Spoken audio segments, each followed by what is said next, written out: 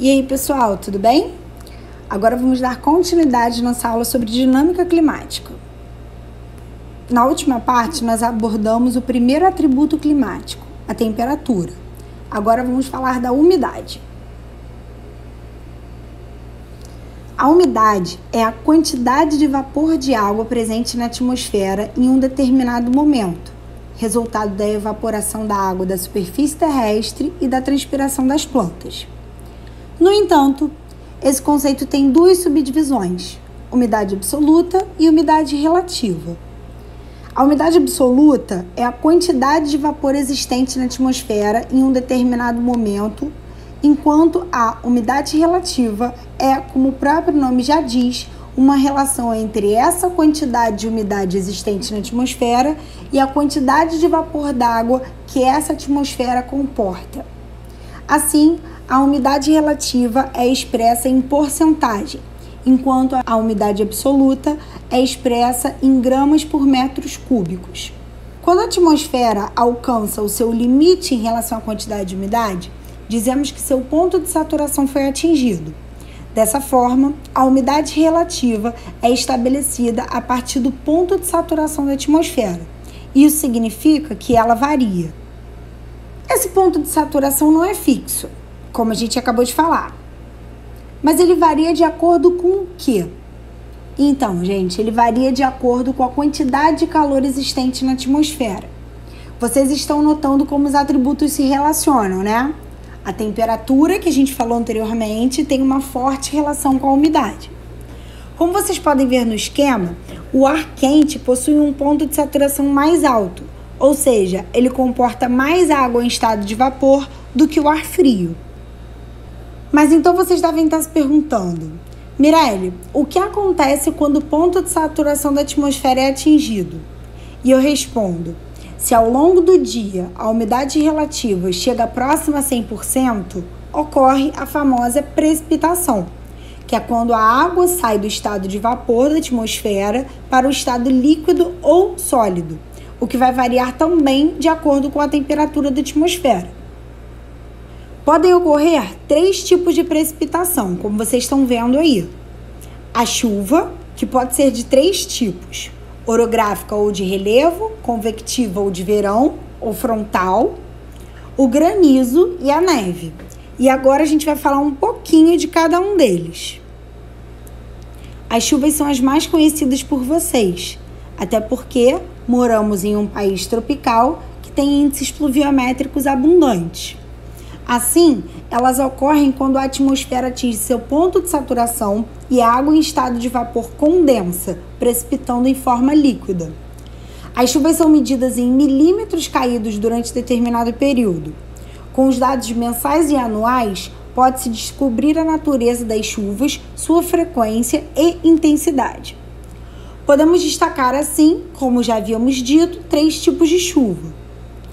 A chuva convectiva ou de verão ocorre em dias quentes de verão ou em partes da superfície terrestre que se mantêm aquecidas durante todo o ano, como é o caso da zona equatorial do planeta. Ao ser aquecido, o ar próximo à superfície fica menos denso, logo mais leve, subindo para as camadas superiores da atmosfera.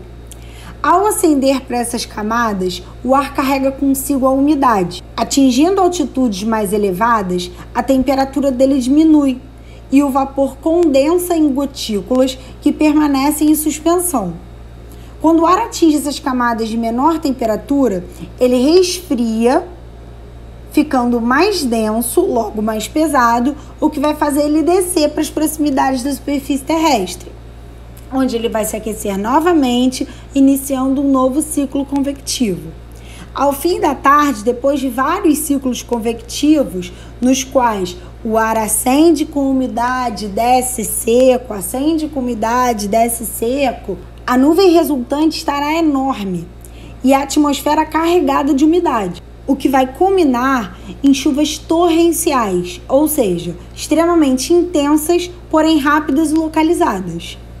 Após a precipitação, o céu costuma ficar limpo novamente. Essa chuva costuma ser a causa dos problemas relacionados a deslizamentos e enchentes tão comuns no nosso cotidiano, nos grandes centros urbanos do Rio de Janeiro. Já a chuva frontal, ela ocorre nas frentes, que são as zonas de contato entre duas massas de ar de características diferentes, sendo uma quente e a outra fria. A área de abrangência, a intensidade e o volume das chuvas vão depender do tamanho das massas. O terceiro tipo de chuva é a chuva de relevo. Ela tem relação com o relevo como fator climático que dificulta o deslocamento das massas de ar. Assim, as barreiras de relevo forçam as massas de ar a subirem para contornar sua forma, o que as leva para as elevadas altitudes. Quando essas massas atingem pontos altos do relevo, ocorre a queda da temperatura e a condensação do vapor da água que ela carrega, causando chuvas localizadas, intermitentes e finas no lado do barlavento. A questão é que quando essas massas conseguem atravessar o relevo, elas chegam do outro lado, no sotavento, secas, dando origem a climas áridos ou semiáridos, ou seja, marcados por baixos índices pluviométricos. Um exemplo muito forte desse tipo de chuva ocorre na região nordeste do país, na transição da zona da mata para o sertão nordestino, onde se localiza o Planalto da Borborema, que impede a entrada da umidade que vem acompanhada da massa equatorial atlântica e que, por sua vez, acaba causando, do outro lado do Planalto, o sertão nordestino, que possui os menores índices pluviométricos do Brasil. O granizo é constituído por pedrinhas formadas pelo congelamento das gotas de água contidas em nuvens chamadas cúmulos-nimbus, que também estão associadas aos temporais com a presença de raios. Esse congelamento acontece quando uma nuvem carregada de gotículas de água encontra uma camada de ar muito fria. Só fazendo uma observação, o orvalho, conhecido popularmente como sereno, não constitui uma precipitação.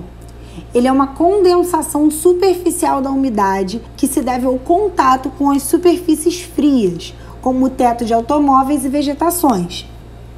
Em áreas de baixa temperatura, o orvalho é transformado em geada, com o congelamento superficial da umidade, processo no qual não ocorre precipitação, distinguindo-se, portanto, da neve.